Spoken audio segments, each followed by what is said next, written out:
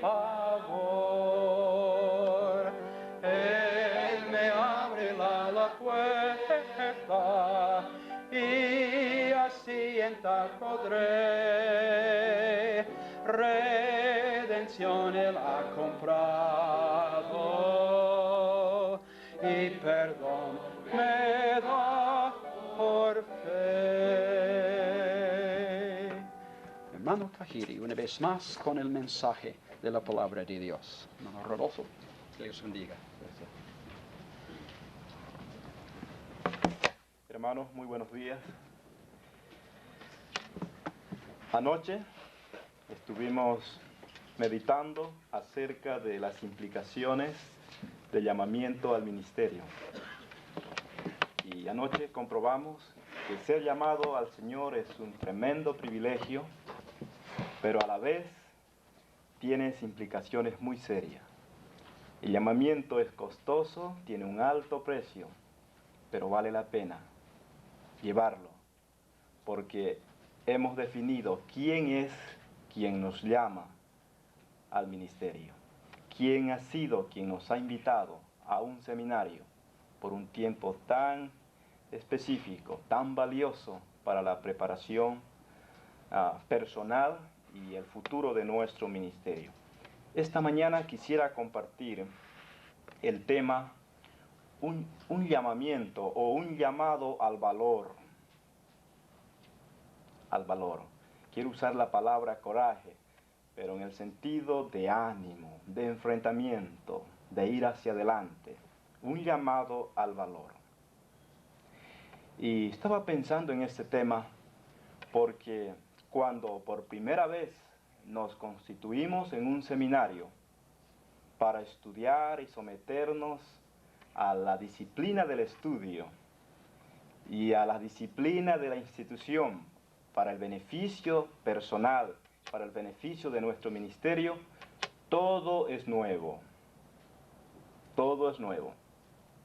Así como nuevos son los profesores, nuevos los compañeros, nuevo plantel, nuevo ambiente social y cultural como el que estamos aquí en Edimburgo.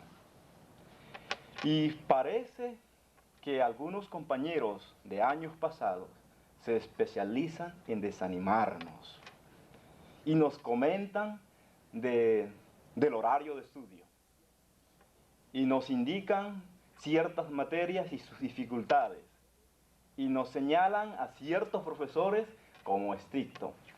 Y antes de concluir la primera semana, estamos con ganas de volver otra vez a la casa. Y creo que vale la pena que pensemos en que Dios tiene también un llamado al valor para aquellos que realmente asumen una nueva responsabilidad. ¿Cuántas veces, hermanos, Dios tiene que enseñarnos que nuestra falta de valor de asumir una nueva responsabilidad es nuestra falta de confianza en Dios, en sus promesas y en su provisión?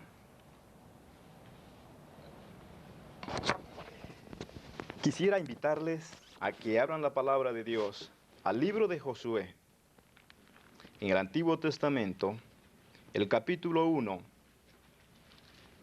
y vamos a dar lecturas a los primeros 9 versículos.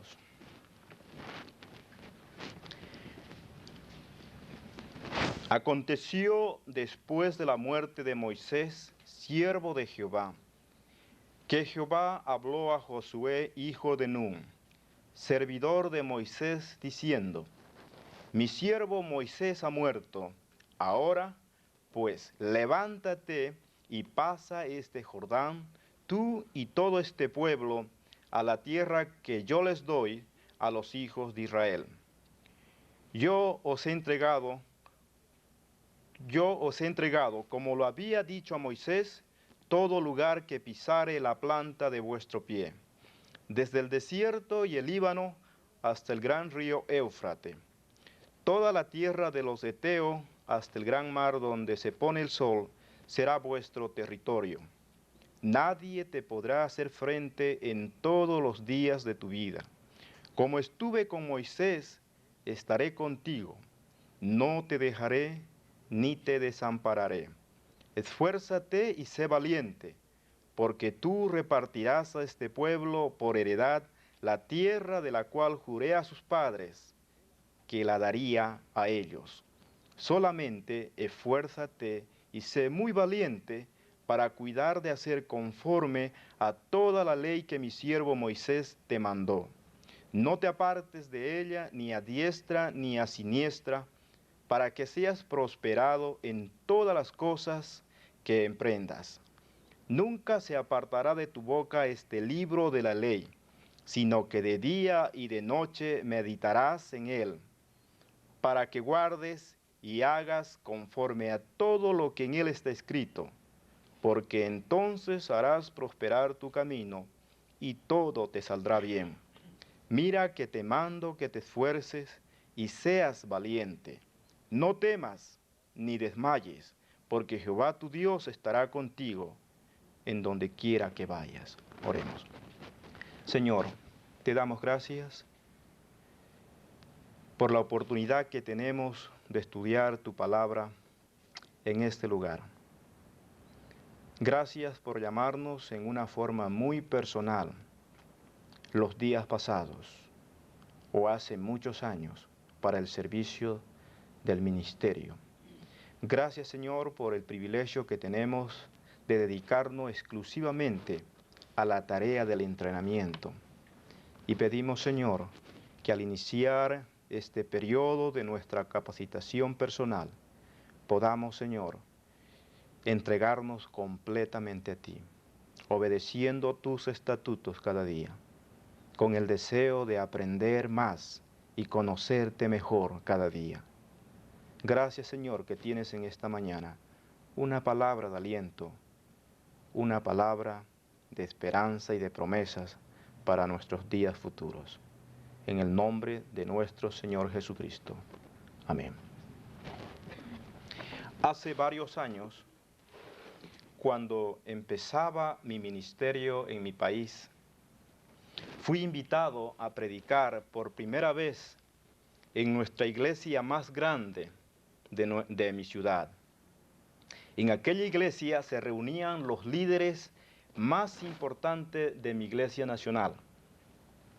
Y lo que era más difícil, o lo que era muy difícil, es que aquellos líderes invitaran a un nuevo pastor, a un recién graduado, o alguien que tiene muy poca experiencia en el ministerio pastoral, para que pudiera utilizar el púlpito de aquella iglesia. En muchas iglesias en el sur, también posiblemente en México y en otros países de Latinoamérica, no es fácil que un nuevo pastor, mucho menos un estudiante, ocupe los púlpitos de las grandes iglesias que tenemos. Hay el celo de los líderes y la experiencia que demandan los líderes y que hace falta que la persona tenga para compartir la palabra de Dios. Sin embargo, ese comité decidió invitarme para predicar un día domingo en la mañana, en un servicio normal de adoración al Señor. Estuve temblando, pero finalmente acepté el reto. Y estuve temblando en hacerlo durante toda la semana. No es que no pensara en Dios. Yo sabía que Dios está controlando toda la situación, está sobre mí, pero ese Dios que yo sentía en aquellos días era un Dios que estaba un poco más arriba del techo de la casa donde vivía.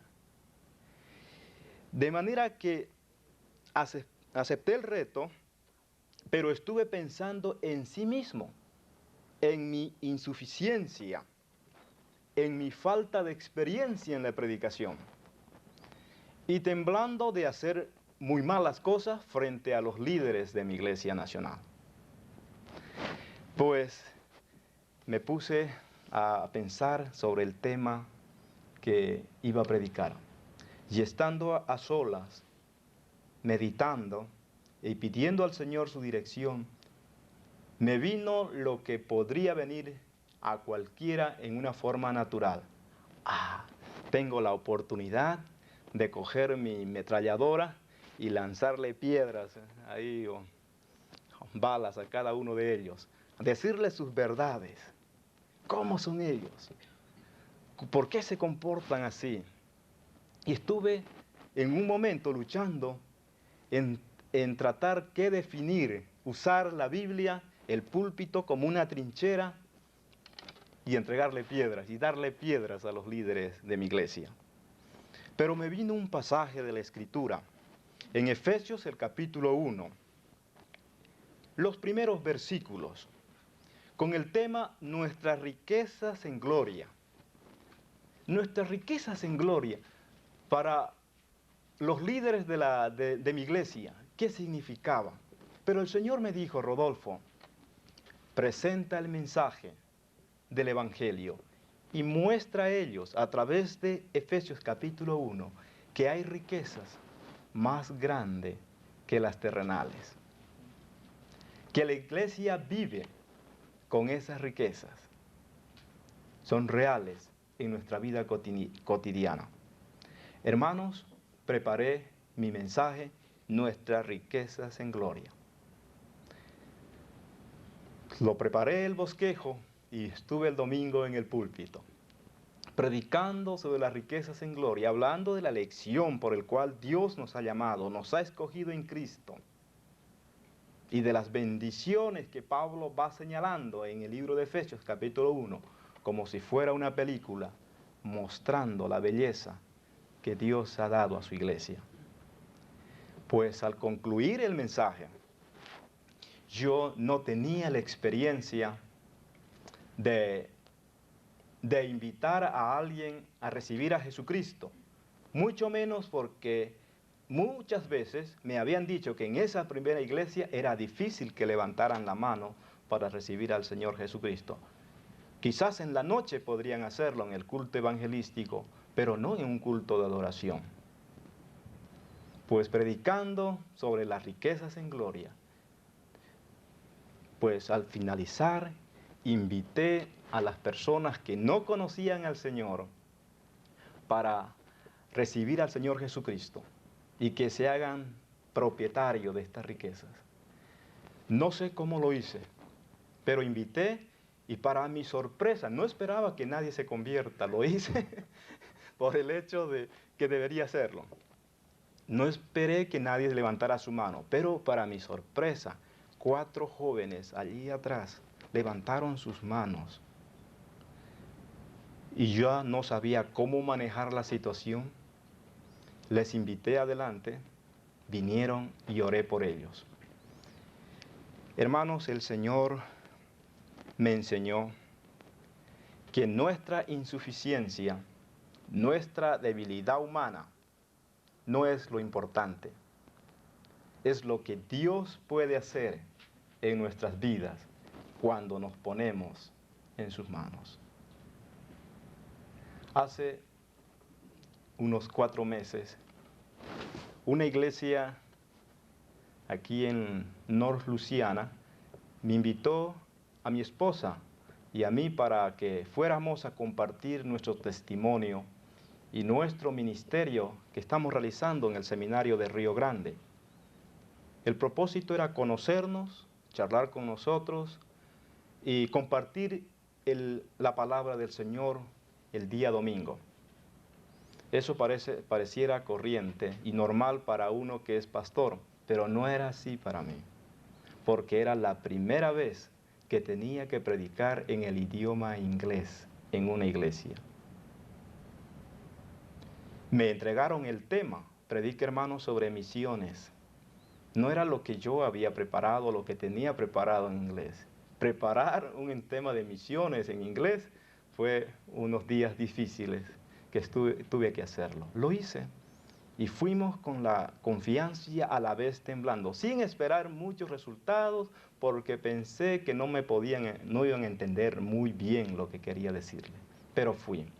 Compartimos así el testimonio y el domingo en la mañana me tocó predicar en la iglesia, pero para mi asombro no era un templo construido como una iglesia, era un teatro que durante toda la semana se usaba como un teatro para festivales de música folclóricas. Y el domingo los hermanos lo rentaban para la adoración al Señor. De manera que cuando ingreso al teatro, toda la construcción era para teatro. Circular, los asientos, y no había púlpito. Era solamente el micrófono y así estaba abierto. Bueno, fui orando al Señor, que me dé palabras y que me sentía como un niño queriendo hablar otro idioma. Finalmente lo hice, hermano. Lo hice y cuando terminé en 25, 27 minutos el mensaje, me sentí aliviado, tranquilo y pasé y me senté. Vino el hermano que dirigía y dice, hermano Rodolfo, no ha concluido su mensaje. Recuérdese que le dijimos que usted tiene que defender su mensaje durante 10 minutos. Así que paso adelante. Le van a hacer algunas preguntas. Nunca había estado en una iglesia en toda mi vida cristiana que después de predicar nos pregunten sobre lo que predicamos. ¿Se dan cuenta? Qué tremendo, qué privilegio. Así que pasé adelante a responder acerca de mi mensaje. Era precioso, porque finalmente yo me sentí satisfecho cuando uno de los hermanos dijo, lo que más me gustó del hermano Rodolfo es que dijo que la obra misionera no se empieza en ultramar, sino se empieza en el lugar donde estamos. Yo di, gloria al Señor. Hubo uno que me entendió.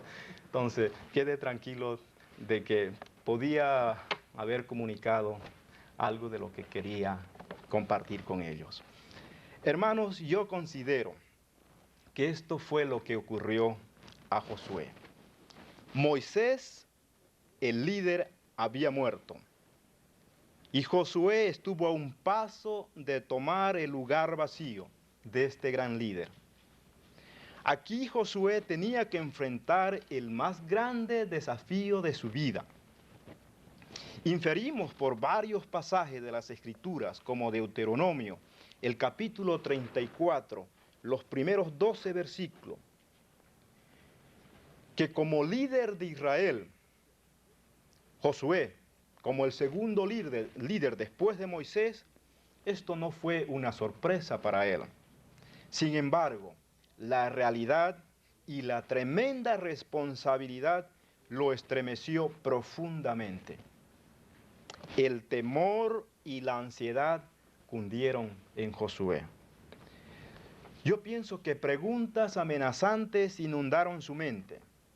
Una de ellas, ¿cómo Josué podría manejar tan tremenda responsabilidad? La otra pregunta que me viene a la mente, ¿qué pasaría si los hijos de Israel no lo aceptan como sucesor de Moisés? Otra pregunta tiene que ver con la muerte de Moisés. ¿Acaso los hijos de Israel no habían estado llorando y gimiendo por 30 días por la muerte de Moisés? Lean Deuteronomio 34:8. El pueblo se había constituido para dar sus lamentos, sus penas por este gran siervo de Dios, por 30 días, por 30 días. ¿Qué pasa si yo fallo?, diría Josué. Estas fueron preguntas normales, especialmente en las circunstancias de Josué. Pero lo importante del pasaje es que Dios entendió su dilema. Dios entendió su dilema. Dios nunca da a una persona una tarea sin darle al mismo tiempo los recursos, la ayuda y la dirección para llevar a cabo la responsabilidad. Dios está interesado más bien en que seamos preparados para su servicio. Esta verdad es dramáticamente ilustrada en la palabra de Dios en el capítulo 1. Y nosotros encontramos una palabra de compromiso por parte de Dios para con Josué. El versículo 5 dice: nadie te podrá hacer frente en todos los días de tu vida. Como estuve con Moisés, estaré contigo. No te dejaré ni te desampararé. La palabra clave es: como estuve con Moisés, estaré contigo. Palabra de afirmación. La pregunta es: ¿por qué Josué tenía miedo? ¿Por qué Josué tenía miedo? Esto nos puede hacer pensar antes, cómo Josué era antes de llegar a ser líder. Si nosotros pensamos rápidamente en la niñez de Josué, nos damos cuenta que en los planes de Dios, Josué había entrado en el camino de la preparación de Dios para llegar el día en que Josué asuma la responsabilidad. Josué nació en Egipto. Su padre y su madre fueron esclavos, juntamente con todos los hijos de Israel, sometidos o bajo el reinado de un nuevo faraón, de un nuevo rey que desconoció a José. Posiblemente Josué, de acuerdo a Éxodo capítulo 1, el versículo 8, hubo muchas noches cuando niño Josué vio a su padre llegar a la casa cansado a consecuencia del duro trabajo por el cual los hebreos eran sometidos por los capataces egipcios. Los primeros años de la vida de Josué no fueron placenteros, como no fueron también para los demás hebreos. Pero en la providencia de Dios, Josué sobrevivió. Años más tarde, cuando Josué cuando el pueblo de Dios salía de Egipto, yo me pongo a pensar que había muchas veces en su vida o en sus momentos que Josué recordó una noche muy especial, cuando su vida fue milagrosamente protegida por Dios. Cuando Moisés estaba preparando la salida de Egipto, Dios envió plagas sobre la nación de Egipto. Y la última plaga tenía que ver con la muerte de cada primogénito en Egipto, incluyendo los animales e inclusive los hijos de Israel. Sin embargo, el Señor Jehová proveyó una manera para los padres israelitas cómo salvar la vida de sus hijos mayores. Josué evidentemente fue el hijo mayor de su familia. Cuando uno lee Primera Crónicas, el capítulo 7, el versículo 27, nos damos cuenta que Josué pertenecía a la tribu de Efraín. Y Josué, hijo de Nun, dice la Escritura, fue el primero de ellos.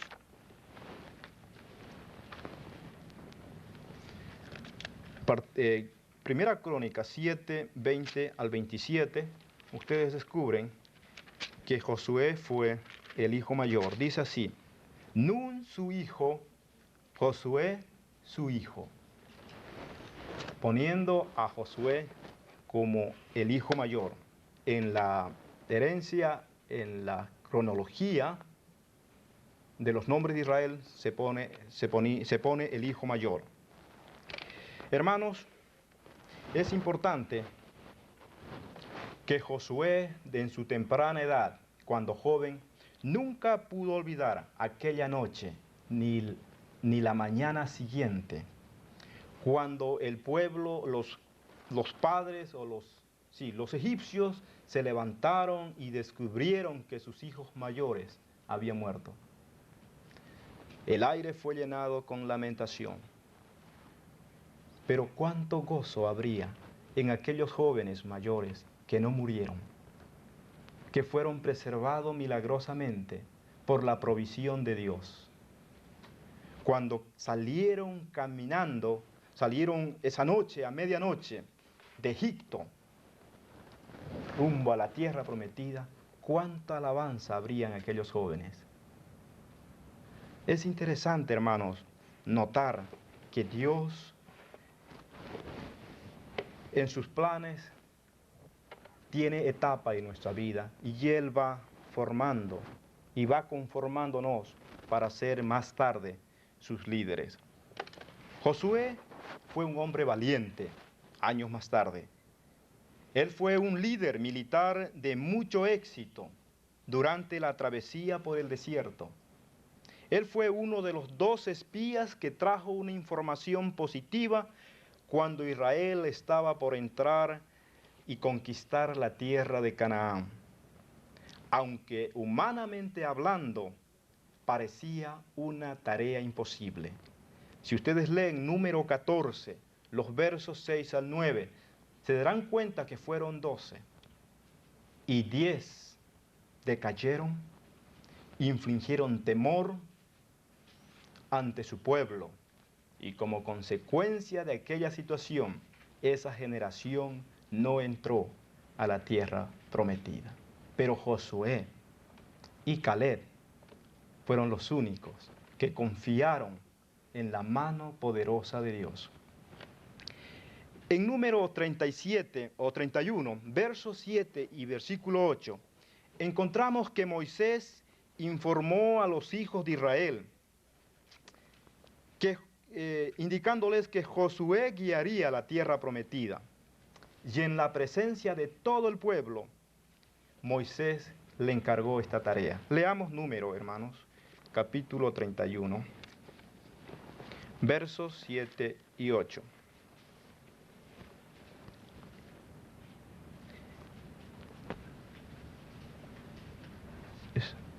No, este número, estoy...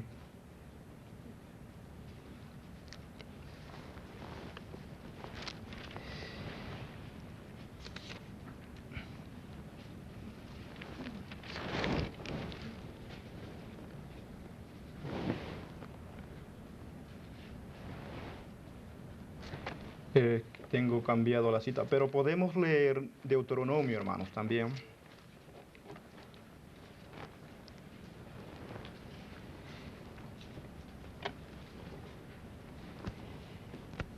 De versículo 5 en adelante.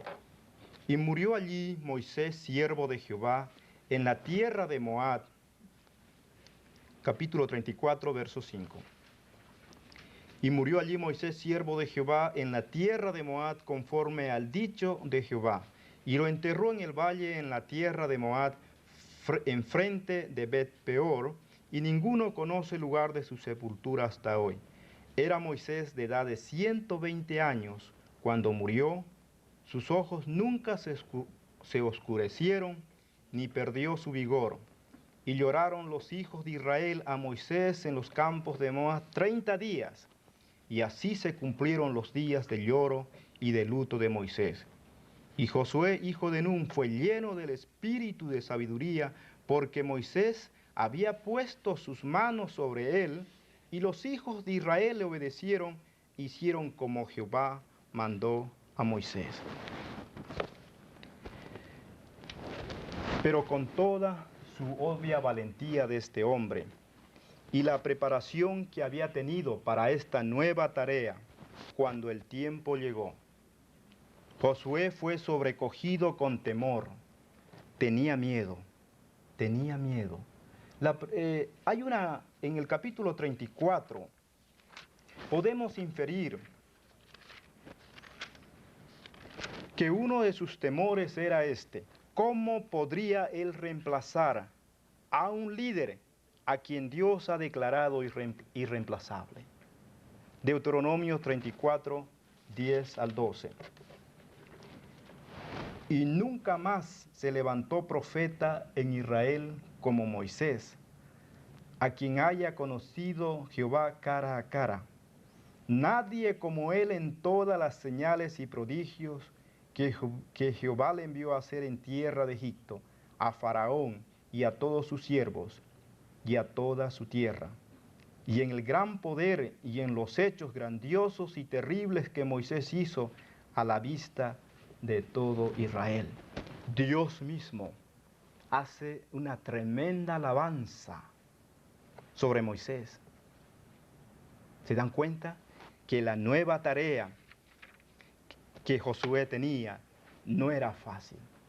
Pero me pongo a pensar lo siguiente, que la pregunta más amenazante que Josué tenía no fueron los grandes logros de Moisés, sino la horrorosa incredulidad de su pueblo.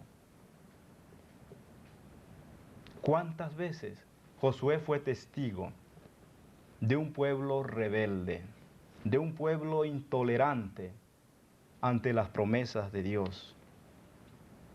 Pero Moisés ha muerto. La historia continúa. La muerte de un hombre no es el fin del pueblo. La muerte de un líder no es la fin de la obra del Señor. Aquí está Josué con la responsabilidad de liderazgo sobre una gran multitud. Tiene que enfrentar la tarea de conquistar Canaán. Y allí él sabe que hay hombres fuertes, que hay ciudades amuralladas, que cada paso que él dé tiene que darlo en la fe en Dios y en sus promesas de conquista. Hermanos, pero Dios nunca da una orden sin una promesa. Dios le asegura a Josué que durante toda su vida tendrá victoria sobre sus enemigos, basada sobre la presencia y la ayuda de Dios. Evidente, hay condiciones por parte del Señor. Versículo 6. Esfuérzate y sé valiente, porque tú repartirás este pueblo por heredad la tierra de la cual juré a sus padres que le darías a ellos. Hermanos, yo encuentro 3 llamados al valor. 3 llamados al valor. La primera, Josué debería ser esforzado y valiente para conquistar la tierra a causa de la promesa de Dios. A causa de la promesa de la tierra.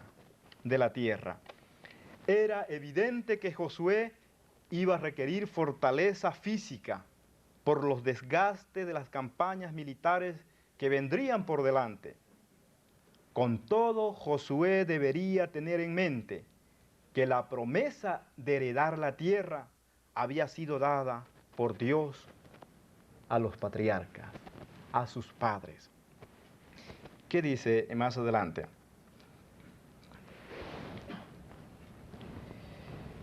Esfuérzate y sé valiente, porque tú repartirás este pueblo por heredad la tierra de la cual juré a sus padres que las daría a ellos. El cual juré a sus padres.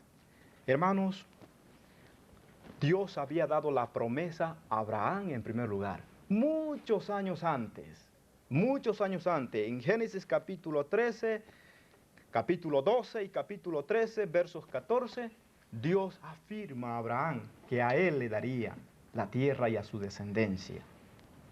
Más tarde, al hijo de Abraham, a Isaac, en Génesis 26, también Dios confirma la heredad de la tierra que vendría a través de sus generaciones posteriores. Más tarde, al final del libro de Génesis, encontramos a Jacob, el siervo de Dios, quien por la gracia del Señor llegó a ser lo que fue Jacob al final de sus días. Y Dios le recuerda a Josué, la tierra que vas a heredar, que tienes al frente, es la tierra que prometí a tus antepasados. ¿Cuál es la enseñanza en este pasaje? La fortaleza, el esfuerzo, el coraje de seguir adelante para tomar conquistas en las cosas del Señor depende de mantener la correcta perspectiva de las promesas de Dios. Josué debía mantener en primer lugar las promesas dadas a sus padres, que eran unas promesas dadas a Abraham, a Isaac y Jacob. Ahora se las repite a Josué. Josué debería tener en mente que Dios no está jugando a conquistar. Lo que ha dicho será cierto, será verdad.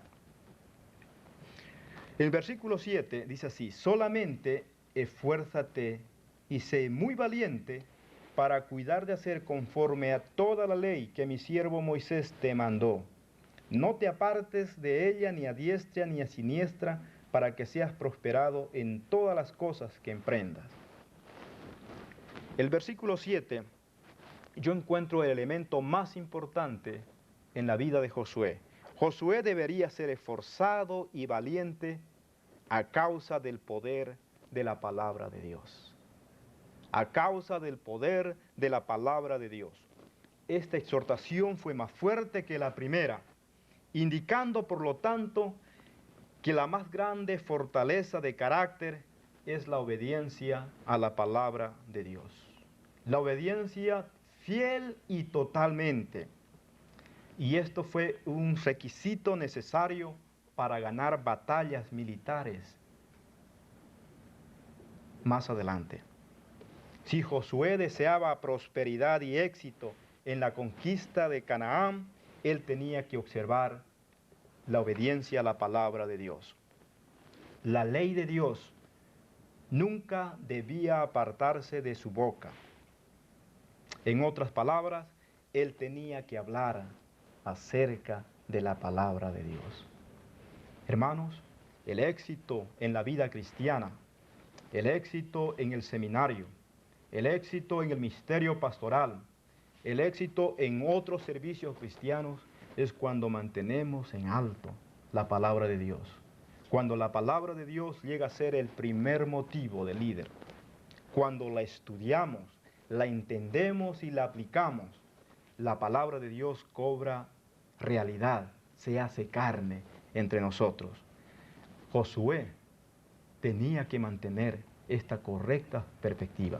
Las promesas de Dios dadas a sus padres, pero también la obediencia total a la Escritura. Josué tenía que meditar en ella, de día y de noche. Cada acto de su vida tenía que pensar en la palabra de Dios. Él tenía que obedecer sus mandamientos. Él tenía que vivir de acuerdo a estos principios de la ley de Dios. Josué no podría haber logrado las tremendas victorias que tuvo. Ciertamente hubo derrotas, pero no derrotas finales, porque Dios había prometido a Josué victoria. Pero Josué tenía una condición: de obedecer la palabra de Dios, vivir la palabra de Dios, meditar la palabra de Dios, hablar de la palabra de Dios. Cuando la palabra de Dios se encarna en nuestra vida, son estatutos y normas y reglas de conducta para nuestra vida. La tercera cosa que encuentro: Josué tenía que ser esforzado y valiente a causa de la prometida presencia del Señor. Ciertamente Josué tenía que enfrentar hombres gigantes, ciudades fortificadas, pero la presencia de Dios en su vida y en su pueblo hacía la diferencia total. Total. Nunca se apartará de tu boca este libro de la ley, sino que de día y de noche meditarás en él, para que guardes y hagas conforme a todo lo que en él está escrito, porque entonces harás prosperar tu camino y todo te saldrá bien. Hermanos, el libro de Josué demuestra que este siervo de Dios vivió de acuerdo a las enseñanzas de la ley de Moisés. Esto explica claramente los logros que tuvo en las batallas militares, y el éxito de su carrera estuvo marcado por la obediencia a la palabra del Señor. Quiero compartir este secreto, muy sencillo, pero muy importante. Dios compartió con Josué su secreto. de victoria y de triunfo en la vida cristiana, así podemos decir. El secreto para el éxito viene de obedecer a la palabra del Señor, de seguir en obediencia a la palabra de Dios. En otras palabras, el éxito de nuestra vida espiritual depende de la obediencia a la palabra de Dios. Si es esa nuestra actitud, reglamentos, manuales, trabajos, estudios, son sometidos en eso, vienen las victorias en el Señor. Es muy probable que Josué tuvo muchas veces, se sintió inadecuado, débil, temeroso, como así nosotros lo sentimos en muchas ocasiones. Pero Dios, conociendo esas debilidades humanas en una forma personal, le repitió 3 veces: esfuérzate y sé muy valiente. Vean ustedes versículo 6, esfuérzate y sé valiente. Versículo 7, esfuérzate y sé muy valiente. Versículo 9, mira que te mando que te esfuerces y seas valiente. Versículo 18, solamente que te esfuerces y seas valiente. La fortaleza y el coraje, el valor que tengamos, depende de nuestra obediencia al Señor. Josué fue animado, fue fortalecido por la revelación directa de la palabra del Señor. Dios le encargó a Josué que esté totalmente familiarizado con la ley de Dios, aplicarla a su propia vida y de esta manera, clara y consistentemente, debería aplicar a su pueblo.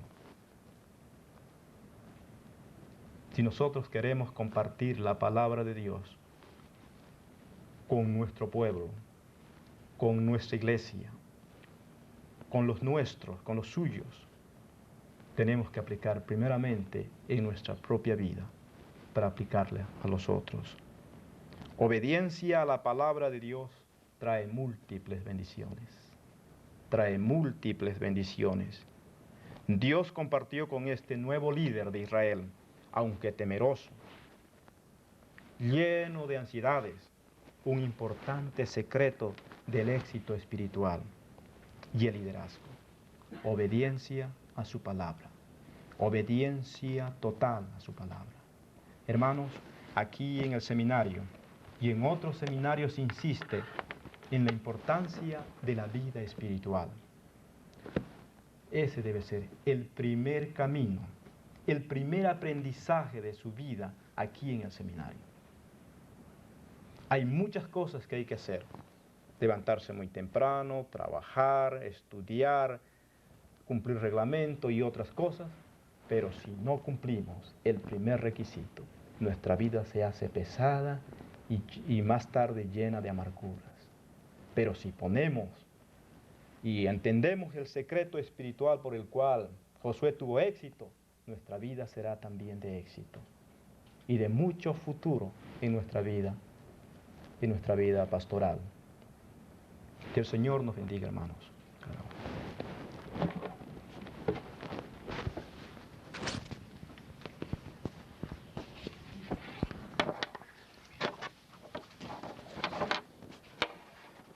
Gracias, hermano, por el reto de la mañana, tomado del libro de Josué. Hay un himno que dice: si sientes alejado o lejos del Señor, ¿quién se movió? ¿Quién se movió? No fue Dios, por supuesto. La necesidad, como el hermano nos dijo, es andar cerca del Señor en obediencia a su palabra. 264, el último himno que quisiera cantar esta mañana, nos recuerda de esta verdad, de la necesidad de andar cerca del Señor. 264. La primera y la tercera estrofa nada más, todos puestos de pie. 264. Primera y tercera estrofas.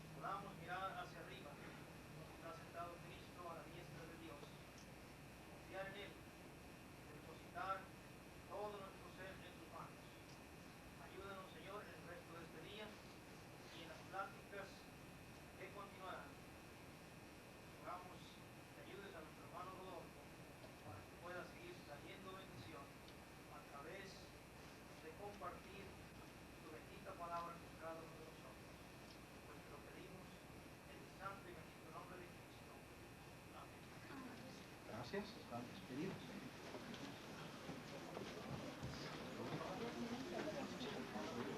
Gracias, Alan. Thank you.